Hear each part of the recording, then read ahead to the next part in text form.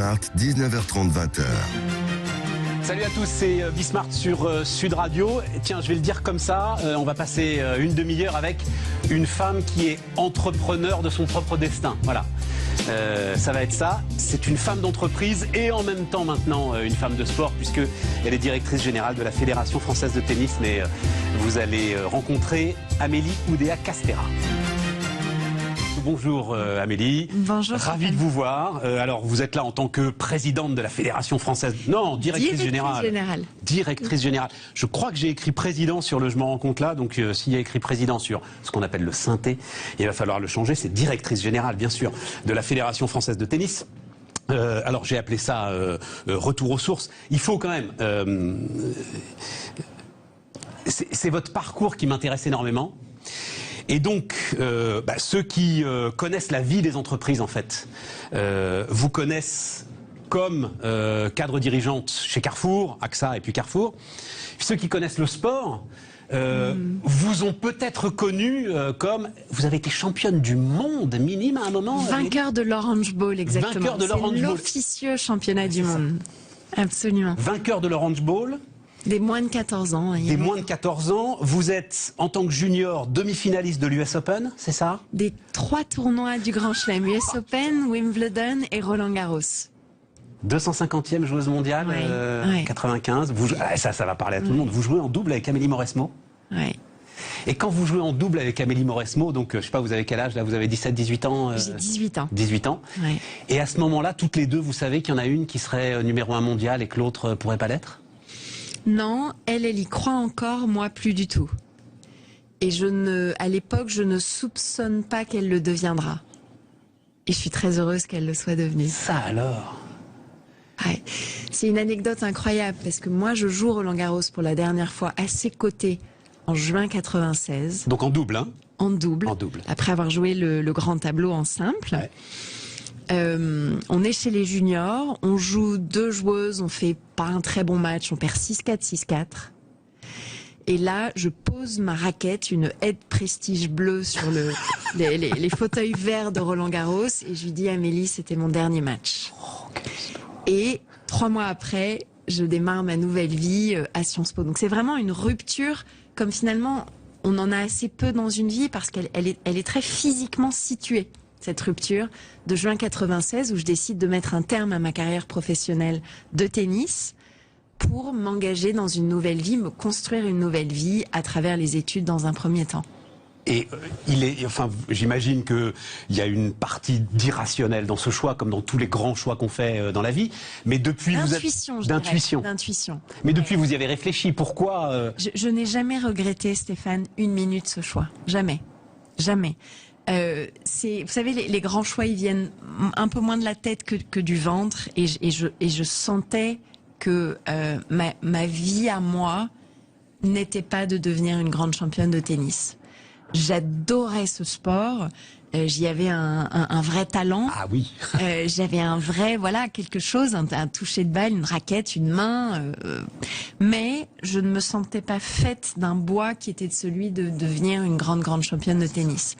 Et là, moi j'ai grandi auprès de Martina Hingis, Anna Kournikova, Lindsay Davenport, des joueuses comme ça.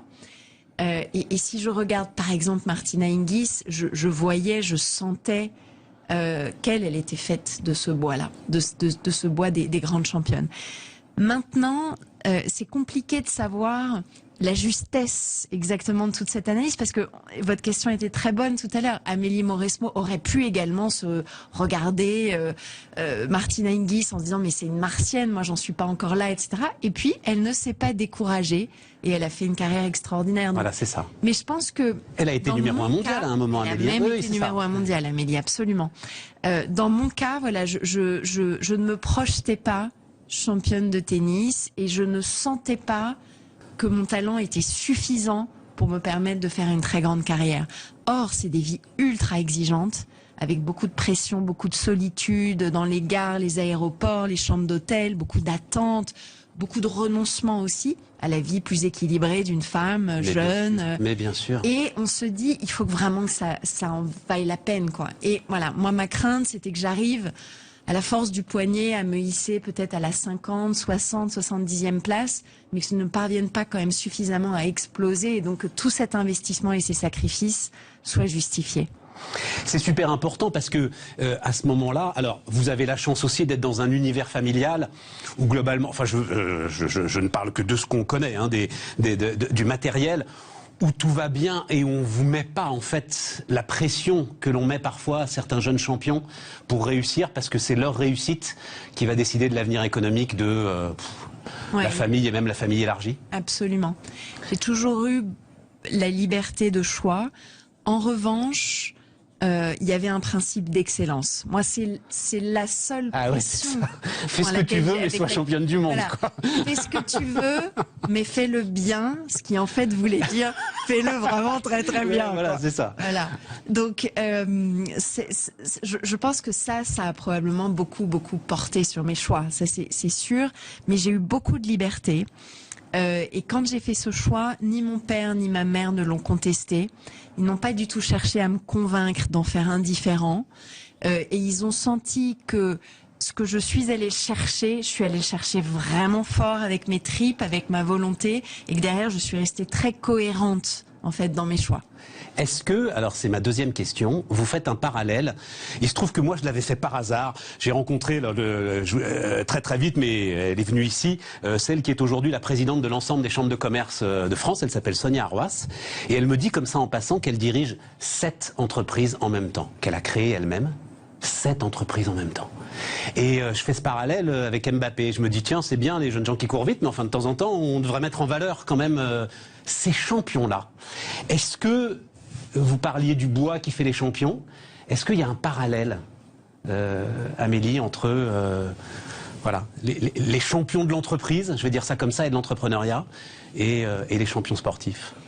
Je pense qu'il y a à la fois une vraie continuité, et il y a en même temps des grandes différences. Et moi, quand j'ai dû faire ce switch du monde du tennis à l'entreprise, il y a des réadaptations que j'ai dû opérer. Je pense que ce qui est commun, c'est une exigence, c'est un goût de l'effort, un sens de la discipline, c'est la compréhension qu'on ne fait rien de bien, de grand dans une vie sans suer beaucoup. Et c'est le courage d'aller un peu repousser constamment ses limites et probablement aussi une forme d'énergie, de capacité à endurer voilà, un bon volume d'action, je dirais. Après, il y a des différences et je pense qu'il y en a deux majeures. Il y a le rapport au temps et il y a le rapport au collectif. Un champion, en tout cas dans mon sport, le tennis, sport individuel, est au fond... et d'ailleurs c'est très assumé, un monstre d'égoïsme. Il faut être obnubilé par soi-même et le plus vous êtes dans votre bulle, le plus vous êtes performant quand vous êtes un grand champion de tennis ou une grande championne de tennis. Il faut se rendre hermétique le plus possible à ce qui vient à l'extérieur et ce qui peut perturber, vous empêcher d'être totalement à fond dans votre discipline. Un chef d'entreprise... il se nourrit au contraire de ce contact, il doit être dans cette empathie, dans cette ouverture, il doit connecter avec un collectif hyper hétérogène. Bon. Le deuxième élément, je pense que c'est le rapport au temps, au sens où un champion, chaque entraînement et a fortiori chaque match, tout se joue sur ce match-là. Et il y a une intensité qui fait que on va mettre absolument tout pendant 10 ans, quitte à finir cramé, déglingué. Un chef d'entreprise, je pense que la capacité à ancrer son effort dans la durée est l'une des conditions de sa performance. Et il est à la tête d'un collectif où les gens vont eux-mêmes avoir des niveaux de motivation, d'engagement un peu différents, cette diversité. Et il ne peut pas imposer une intensité extrême à l'ensemble de ce collectif. Donc il doit savoir certains essayent, hein. Jouer avec le temps long. lui-même, probablement lui-même être à fond, ou elle-même probablement être à fond, mais savoir ancrer l'effort d'une entreprise dans cette durée, dans ce temps long. Ça peut pas être un match 8-6 au troisième ou un tie-break du troisième tous les vendredis soirs où on mouille la chemise au point d'être absolument épuisé. Il y a, je pense, vraiment cet ancrage dans la durée qui est hyper important. Amélie Oudéa-Castéra, donc la directrice générale de la Fédération française de tennis sur Sud Radio. On continue dans un instant. Sud Radio, les vraies voix qui font bouger la France. Stéphane Soumier avec Bismart, 19h30, 20h. Amélie Oudéa-Castéra, la directrice générale de la Fédération française de tennis, est avec nous. Juste parce que vous l'avez dit, le champion qui se crame, il sait qu'il se crame. C'est-à-dire, il est conscient que peut-être qu'il met son avenir en question, mais il s'en fout, il veut gagner. Il sait que son corps va pouvoir le servir au maximum de son potentiel 30 à 35 ans. C'est rigolo parce que j'écoutais hier soir un podcast de Marion Bartoli sur un peu sa renaissance à travers son marathon de New York, etc. Et elle revenait sur l'état physique dans lequel elle était à l'issue de sa carrière. Et elle avait un tendon qui était pété à l'épaule. Elle ne pouvait plus arriver à frapper dans la balle. Donc il faut, et certains ont lu le livre d'Agassi, la manière dont le récit qu'il fait de son match incroyable à l'US Open en 5-7 contre Baghdatis, un truc de dingue. Et alors, il a mal partout. Il est au seuil de l'épuisement. Il sait que son corps ne peut plus le servir. Alors, ce qui est très très beau, c'est qu'il va chercher justement le petit supplément d'âme et d'énergie. Mais ce sont des vies où voilà, pendant 30 à 35 ans, vous allez tirer au maximum. Donc ça, c'est pas le développement durable, c'est pas la sustainability, c'est l'intensité maximale, la vitesse maximale. On tire tout ce qu'on peut tirer pour optimiser une performance, mais qui est une performance courte. Et alors, donc, Sciences Po, l'ENA, j'oublie rien, Cour des comptes, AXA et Carrefour, c'est ça, hein, Amélie? Oui. Et donc, retour à la Fédération française de tennis. Mais alors, il s'est passé quoi? C'est-à-dire, est-ce que dans le monde de l'entreprise, vous vous êtes dit ce que vous vous êtes dit pour le tennis? C'est-à-dire, en fait, j'arriverai pas au sommet. Ouvrez la parenthèse, parce que je suis une femme, c'est une question que je pose. Donc, je vais encore changer. C'est ça Non, la démarche? Pas. Alors, en tout cas, non, je crois pas que ce soit ça, parce que ça a bien marché dans les deux entreprises. Oui, ça a bien marché. Vous êtes administratrice de Carrefour, cadre dirigeante. Une trajectoire. J'espère qu'on en aura un mot. Vous êtes en charge de toute la transition digitale de Carrefour. C'est évidemment la mission de toutes les missions. Là-dessus, il n'y a absolument aucun doute. Mais à un moment, vous refaites ce switch vers la fédération. C'est un switch vers le monde du sport. Parce que, je vais vous dire, moi j'ai été dans l'assurance et j'ai souffert. C'est peut-être des petits complexes, vous avez raison, hein, c'est peut-être des petits complexes que je fais, mais j'ai souffert de ne pas être actuaire. J'avais l'impression qu'il y avait une part d'intelligence de ce qui business, calculent les risques, hein, les actuaires. Donc, j'avais un Amélie, petit complexe. Ça va leur faire plaisir, parce que je crois que c'est la première fois que j'entends « j'ai souffert de ne pas être actuaire ». Donc, pour le coup, il va falloir la mettre de côté, celle-là, et l'envoyer à tous les actuaires de France. Et dans la grande distribution, j'adorais mon entreprise, j'adorais les équipes avec lesquelles je travaillais, le patron avec lequel je travaillais, j'adorais mon métier e-commerce, mais là encore, et c'est vrai qu'il y a quand même un petit quelque chose avec le tennis, je ne me sentais pas un talent particulier pour ce métier. Je ne me sentais pas, quand j'allais dans un magasin, moi j'ai évolué à travers aux côtés d'un ou deux patrons vraiment exceptionnels avec une espèce d'intuition du commerce et du magasin. Moi, c'est un truc que j'avais pas complètement dans mes gènes et je me suis dit, voilà, ça fait presque 3 ans que je suis à la tête du digital de Carrefour. Je crois que je fais un boulot reconnu, qu'on a posé des bases saines pour accélérer la transformation de Carrefour.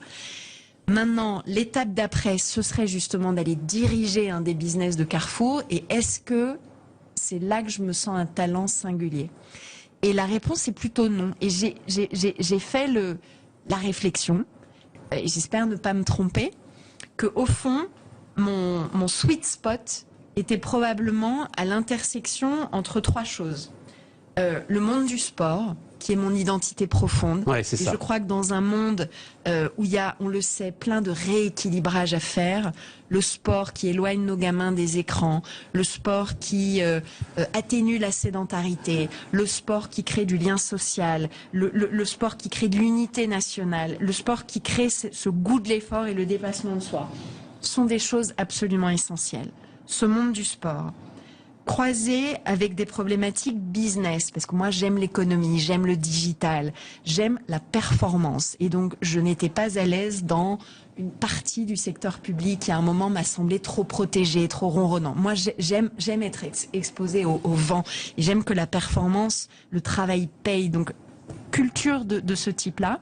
On a aujourd'hui à la Fédération française de tennis un fabuleux actif qui est Roland Garros, qui est une vraie source de économique et de business qu'il faut qu'on gère de manière responsable et intelligente. Ce défi-là, je le trouve fabuleux.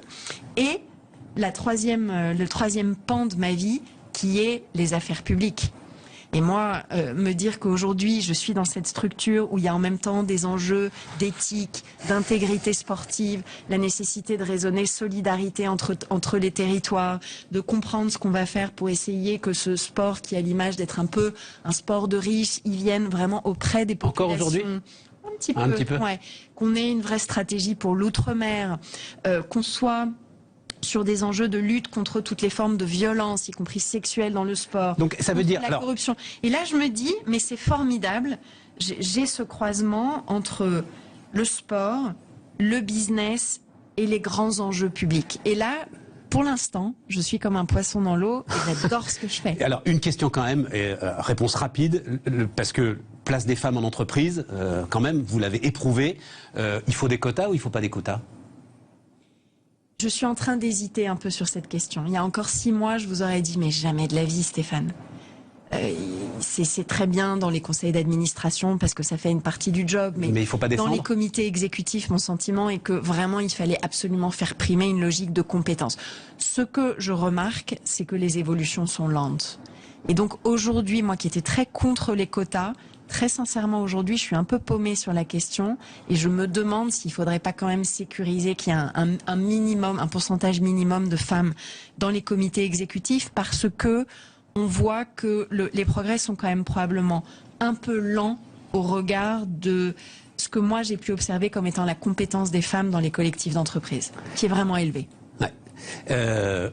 Laurence Parisot a fait un virage complet d'hostile au quota. Elle est passée à favorable au quota justement pour aider votre réflexion. La fédération, c'est quoi les armes? Il nous reste 5 minutes. C'est quoi les armes d'une fédération? C'est-à-dire, en gros, ma question c'est s'il y a quelqu'un de très efficace, éprouvé à l'entreprise, qui prend la tête d'une fédération, est-ce que ça veut dire qu'on est à peu près sûr dans 10 ans d'avoir un champion du monde? En gros, d'avoir dans 10 ans ou dans 15 ans quelqu'un qui gagne Roland Garros, un Français qui gagne Roland Garros? Ou une Française évidemment. Alors, difficile question. Je crois que pour avoir un vainqueur ou une vainqueur de Roland Garros, il y a d'abord, c'est vraiment grâce à ce champion ou cette championne, c'est pas le travail d'une fédération. Ouais. Et il y a une part de chance énorme. Maintenant, hisser une proportion suffisante des 8e ou des quarts de finalistes de Roland, oui, des joueurs de Roland Garros. Avoir une génération de champions. Ouais. Avoir un vrai vivier, là c'est notre boulot. Et là, on peut évaluer les résultats. Et c'est toujours le grand débat entre, pardon de le dire comme ça, entre la masse et l'élite. Et la façon dont vous avez très vite comme ça et très habilement détaillé vos priorités, c'est d'abord des priorités vers la masse, moins vers l'élite, parce que l'élite, elle n'a pas besoin de la fédération, en fait, c'est ça que... Vers le vivier, qui est... Alors, pour moi, il y a un sujet de développement de la pratique de masse, emmener déjà, revitaliser les clubs, qui sont quand même très abîmés par la crise qu'on vit, emmener le tennis beaucoup plus dans la rue, mais vraiment dans la rue, vraiment. Et dans les territoires, faire ce qu'a réussi le basket. Faire ce qu'a réussi le basket. Enfin, moi, je pense que voilà, le monde du tennis doit redevenir beaucoup plus proche des gens et il doit se rendre infiniment plus accessible à différents publics, socio-démos, dans les territoires, dans l'outre-mer, etc. Donc ça c'est une première partie des objectifs. Développer la pratique de masse, y compris avec des formules innovantes, type le padel, etc. Et après, sur l'élite, le sujet, c'est en effet, je pense que le grand champion d'exception, ça reste un petit coup dans l'air de magie, quoi. En revanche, d'avoir une vraie génération avec une bonne proportion de Français et de Françaises dans les 100 premiers mondiaux, ça, c'est le boulot d'une fédération pour bien former, pas sélectionner trop jeunes, en même temps être ultra intransigeant sur les éventuels défauts techniques dont on sait que tôt ou tard, ils limiteront nos champions. C'est travailler sur leurs valeurs, sur leur comportement, c'est les aider sur le plan mental, c'est les aider sur le plan physique, c'est les aider y compris à travers de la data et du digital pour qu'ils aient tous les éléments pour travailler sur leur biorhythme, sur leur fonctionnement physiologique, leur vitesse de réaction, l'œil. Tout ça, c'est notre boulot. Pour les équiper ces générations-là, des meilleurs atouts, et Dieu sait qu'on le peut, quoi. Pour qu'ils aillent au bout de leur potentiel. Après, si on arrive à avoir un petit Yannick Noah, c'est extraordinaire. Et notre job, ce sera d'arriver à faire vivre la légende après. Amélie Oudéa-Castéra, directrice générale de la Fédération française de tennis sur Sud Radio. Et les amis, on se retrouve demain.